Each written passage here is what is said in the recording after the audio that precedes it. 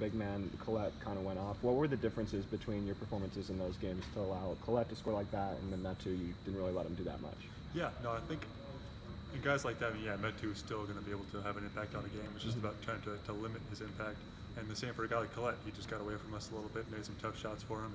And yeah, but it's really just about doing everything you can to follow the scouting report and just try to limit their opportunities on offense. I know you probably guys want to avoid playing an extra game in the Pac-12 tournament. Is that a motivator at all this week? Definitely, yeah. I mean, it's definitely a big difference in terms of winning the Pac-12 tournament, of winning 4 games in 4 days versus winning 3 games in 3 days. So, yes, this will be a big game for us in terms of how we'll end up being seeded in the Pac-12 tournament. So, yeah, just having that in mind, just to add a little fuel to the fire going into this game.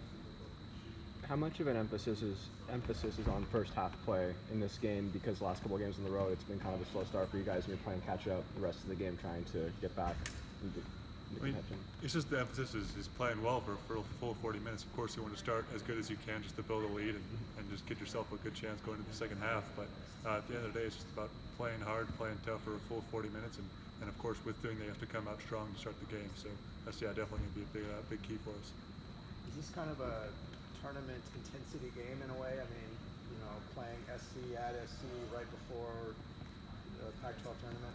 Yeah, I mean, it's March in college basketball. Every game you play now has that much more meaning to it because you're so close to the end of the year. So, yeah, especially considering it being a rivalry game, it makes it just, like I said before, just that much more fuel to the fire. It's going to be a very intense, very tough game.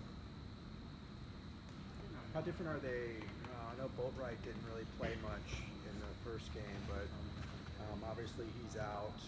Is that a big difference for them, the way they like to play? I think a little bit. I mean, he definitely was a main contributor for them offensively and defensively. So, obviously playing without him changes their just their style they play a little bit.